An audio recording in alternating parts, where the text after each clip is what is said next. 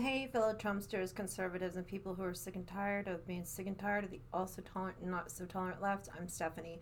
Please don't forget to hit that like, subscribe, and share. So, just when you thought things would get better, Clinton joins Warren. You got Obama's show on Netflix. You have on Life, Liberty, and Levin last night. Dr. Epstein goes on there and admits that Google knows the people on their sites and who's most likely going to be on there. So they did a lot of research and figured out how to manipulate the Go Vote 2018 campaign, which actually favored the Democrats for 800,000 votes.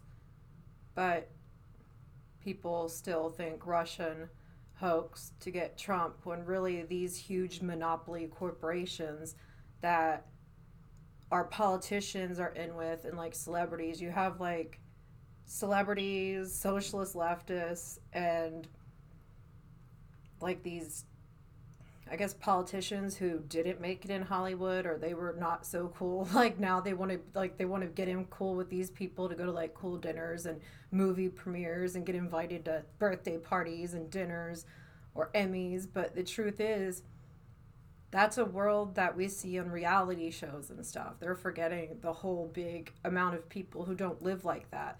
So you have de Blasio going out there and it wanting to issue now in New York bike licenses, as if you haven't had enough of your, you know, right to travel infringed on. Now you have to be regulated and have to go pay for a license. Like, it's a racket. It's another way to find money to tax. It's another way to tax and regulate and control what we can do. Like, what are they going to have bike police out, like bicycle patrol, that they're going to write you a ticket if you don't bike the right way? I mean, and not only that, but they keep pushing for, like Biden said, yeah, we need to eliminate all cars and just go smart, or eliminate all fossil fuels. That's great, but what about people that live way out in the country, in the suburbs, who don't live in a little box in a cool little part of, uptown, wherever they live? I mean, it's not realistic. So then you have, all these stupid ass policies that don't even make sense. And it's like you really question, like, do people really think this is going to happen? Because it's like right now, the country is being punished for liking Trump. It's like if you're in an abusive relationship, like with a spouse or a friend or family, anybody who's like passive aggressive, nasty, nice, who acts like they're your friend and they love you, but like say if you speak up upon them or hurt their feelings, they're going to find a way to punish you in like a very narcissistic kind of asshole way, to where it's like, oh, I don't even want to make them mad because you know what your punishment's going to be. Think about it. You have doxing, you have celebrities and other people saying to make a list of Trump donors. You have a guy that got kicked off a plane for wearing a Make America Great hat again. You have a football player, Drew Brees. He had to come out and apologize, excuse me, for acknowledging the Bible and the LGBTQRS, blah, blah, blah, blah, alphabet rainbow community says that's offensive because it is against them. Like, why do they have to make everything about them?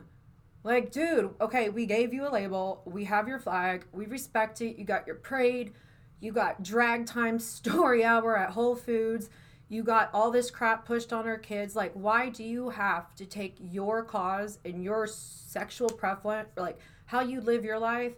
Like, I thought it was just like, keep your private life at home. Why do our kids need to know about your sexual life and how you live it and how we have to accept it?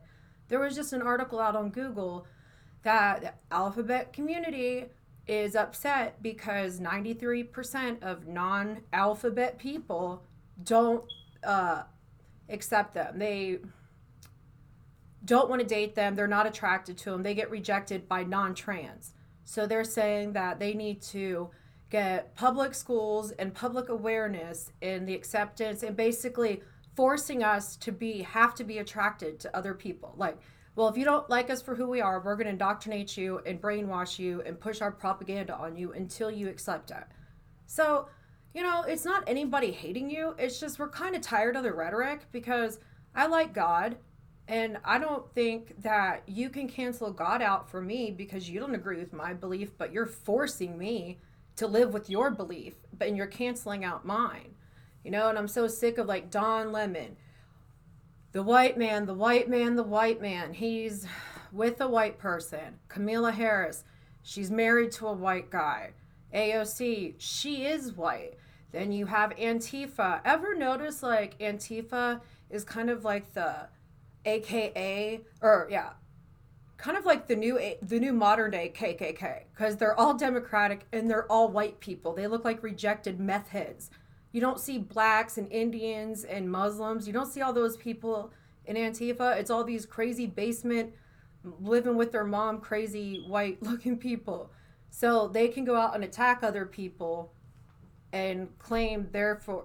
No, dude, open your eyes, people. It's all propaganda. And Ilhan Omar, she's screwing a white guy. So all these people talk about how evil white people are, but they're with white people. I hope people realize what's going on. I really do. And I wish Warren would get away from Clinton, and I wish that people would wake up. I really do. All right. Don't forget to hit that like, subscribe, and share. I'm out. Bye.